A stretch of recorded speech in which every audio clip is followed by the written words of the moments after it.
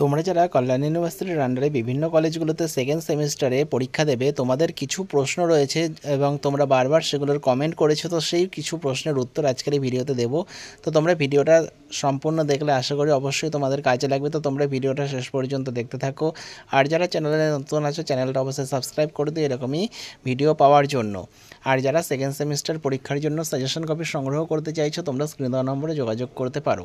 তো তোমাদের প্রথম যে প্রশ্নটা এসছে যে কল্যাণ ইউনিভার্সিটির আন্ডারে যে বিভিন্ন পরীক্ষাগুলো, তার মধ্যে কোন কোন বিষয়ের পরীক্ষা এমসিকিউ হবে। তো এমসিকিউ টাইপ তোমাদের হবে হচ্ছে তোমাদের এমডিসি পেপার এবং এইসিসি কম্পালসারি পেপার। এইসিসি কম্পালসারি ইংলিশ রয়েছে, যেটা তোমাদের কমিউনিকেটিভ ইংলিশ। তো এই টপিকটা তোমাদের কিন্তু এমসিকিউ হবে। আর যেটা এমডিসি পেপার তোমরা সিলেক্ট করছো, সেটা কিন্তু তোমাদের এমসিকিউ হবে। তো অনেকেই কিন্তু বলছে যে ইংলিশের 2, 5, 10 নম্বরের ডিভিশন দেওয়া রয়েছে সিলেবাসে, কিন্তু তোমাদের যে নোটিশ, সেই নোটিশে কিন্তু লেখা ছিল তোমাদের যেটা কিন্তু এমসিকিউ টাইপ হবে। পরের প্রশ্ন যেটা রয়েছে যে কল্যাণ ইউনিভার্সিটিতে তোমরা যারা ফার্স্ট সেমিস্টারের নতুন স্টুডেন্ট পরীক্ষা দিয়েছো, কিন্তু অনেকেরই সাপ্লি এসছে, তো তোমরা কি সেকেন্ড সেমিস্টারে পরীক্ষা দিতে পারবে কি না।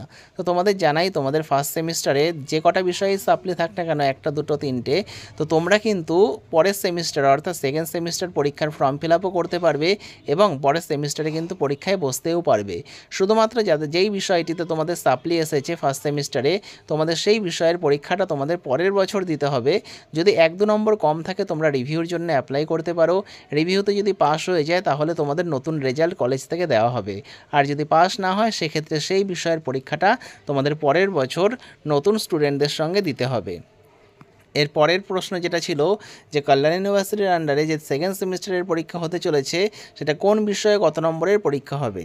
তো তোমাদের বলে রাখি, তোমাদের মোট 5টা বিষয়ে পরীক্ষা হবে। তার মধ্যে মেজরের পরীক্ষা হবে 60 নম্বরে লিখিত। আর তোমাদের যেটা মাইনর বিষয় রয়েছে, সেটা তোমাদের 40 নম্বরে লিখিত পরীক্ষা হবে। এবং যেটা এসিসি পেপার রয়েছে, সেটা তোমাদের 35-এ হবে। এমডিসি পেপার 35-এ হবে। এবং যেটা তোমাদের এইসি পেপার রয়েছে ইংলিশ কম্পালসারি, যেটা প্রত্যেকেরই রয়েছে, সেটা কিন্তু তোমাদের 40 নম্বরে হবে। এর মধ্যে তোমাদের বলেছি যে এমডিসি এবং যেটা ইংলিশ রয়েছে, সেটা কিন্তু তোমাদের এমসিকিউ টাইপ হবে। আর যেটা তোমাদের এসিসি রয়েছে, সেটা তোমাদের 1 নম্বরের 8টা প্রশ্ন দেওয়া থাকবে, যার মধ্যে তোমাদের 5টা প্রশ্নের উত্তর লিখতে হবে। 5 নম্বরের 4টে প্রশ্ন থাকবে, তার মধ্যে 2টো লিখতে হবে।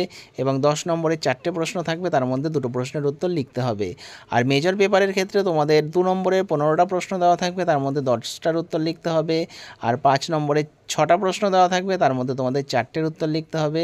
আর 10 নম্বরের 4টে প্রশ্ন দেওয়া থাকবে, যার মধ্যে তোমাদের 2টোর উত্তর লিখতে হবে। আর যেটা তোমাদের মেজর, মাইনর আর এমডিসি আর এসএসসি, কিন্তু তোমাদের 35 নম্বরের শর্ট কোশ্চেন, আর ওটা 40 নম্বরের এমসিকিউটাই প্রশ্ন হবে। এরপরে অনেকের প্রশ্ন রয়েছে তোমাদের যাদের সংস্কৃত রয়েছে, এই সংস্কৃত বিষয়ের প্রশ্ন কোন ভাষায় লেখা যাবে। তো তোমাদের যদি প্রশ্নে উল্লেখ করা দেয় যে এটা তোমাদের সংস্কৃত ভাষায় লিখতে হবে, কেবলমাত্র তবেই সেটা সংস্কৃত ভাষায় লিখতে হবে। আর তা না হলে কিন্তু তোমাদের প্রশ্ন সংস্কৃত থাকলেও তোমরা কিন্তু সেই উত্তরটা বাংলায় লিখতে পারো। সেটা কিন্তু প্রশ্নের মধ্যে উল্লেখ করা থাকে যে তোমরা ইচ্ছা করলে সংস্কৃত অথবা বাংলা, যেই ভাষায় ইচ্ছা তোমরা কিন্তু লিখতে পারো। পরের প্রশ্ন যে পরীক্ষার অ্যাডমিট কার্ড কবে দেবে। তো তোমাদের কিন্তু অ্যাডমিট কার্ড দেওয়ার নোটিশ ইতিমধ্যেই জারি করা হয়েছে। তোমাদের অ্যাডমিট কার্ড 9 তারিখ থেকে তোমরা পেয়ে যাবে। 9 তারিখ থেকে তোমরা পরীক্ষার যখন ফর্ম ফিল আপ করবে, তখন তোমরা তোমাদের অ্যাডমিট কার্ডটা কিন্তু অনলাইনেই ডাউনলোড করে নিতে পারবে এবং সেই অ্যাডমিট কার্ড নিয়েই কিন্তু তোমাদের পরীক্ষা দিতে যেতে হবে। পরের প্রশ্ন যে কল্যাণ ইউনিভার্সিটির কোন কোন বিষয়ের সিলেবাস পরিবর্তন হয়েছে। তো সেকেন্ড সেমিস্টারের কিন্তু অনেক বিষয়ের সিলেবাস পরিবর্তন হয়েছে, অনেকেই যেটা জানে না।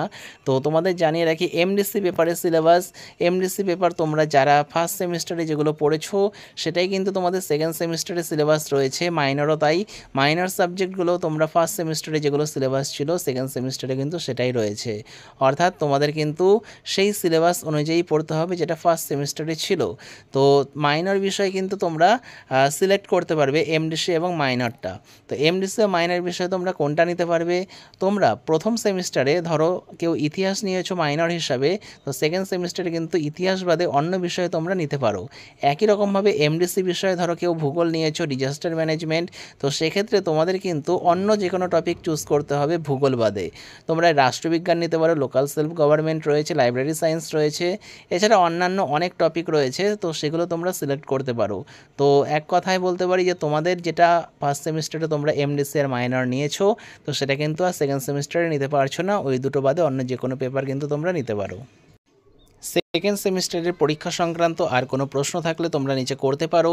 আর যারা সেকেন্ড সেমিস্টারের বিভিন্ন বিষয়ে সাজেশন সংগ্রহ করতে চাইছো, তোমরা বাংলা, ইতিহাস, রাষ্ট্রবিজ্ঞান, সংস্কৃতি, ইংরেজি, দর্শন, ইকোনমিক্স, ভূগোল, শিক্ষাবিজ্ঞান, কম্পালসারি ইংলিশ সমস্ত বিষয়ে সাজেশন পেয়ে যাবে। তো সেক্ষেত্রে তোমরা স্ক্রিনে দেওয়া নম্বরে যোগাযোগ করতে পারো। আর ভিডিওটা শেষ পর্যন্ত দেখার জন্য তোমাদের অসংখ্য ধন্যবাদ।